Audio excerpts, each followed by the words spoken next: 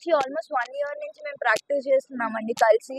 So మా coaches మాకు ముందే చెప్పారు ఇట్లాంటి వికెట్స్ ఉంటాయి, ఇట్లాంటి పిక్చర్స్ మేము ఆడతాము అని. సో దాని బేస్ పైన మేము ప్రాక్టీస్ కూడా చేసాము. సో మాకు దానివల్ల చాలా ఈజీ అయింది మాకు ఆడటం కూడా, గెలిచి రావటం. అండ్ అందులో ఫినిష్ చేసి వచ్చాను. సో చాలా హ్యాపీగా ఉంది.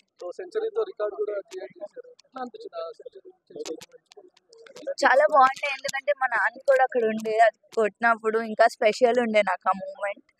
అండ్ ఫస్ట్ సెంచరీ కొట్టినందుకు కూడా చాలా స్పెషల్ మూమెంట్ అది నాకు. లాస్ట్ టైం కాస్త నర్వస్ ఫీల్ అయిపోయినారు, నేను లాస్ట్ టైం అంత పర్ఫార్మెన్స్ షూట్ చేయలేకపోయినా అని చెప్పి, కానీ ఈసారి వరల్డ్ కప్ లో మొత్తం మీ పేరే వినిపించింది.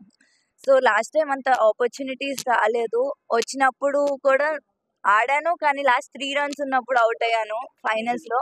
ఈసారి వాట్ ఎవర్ ఐ గాట్, నేను నా బెస్ట్ ఇవ్వాలనుకున్నా, ఇచ్చాను. ప్లస్ ఆ ఫైనల్ రన్ కూడా కొట్టి రావాలనుకున్నా. సో నాట్ అవుట్ వచ్చాను.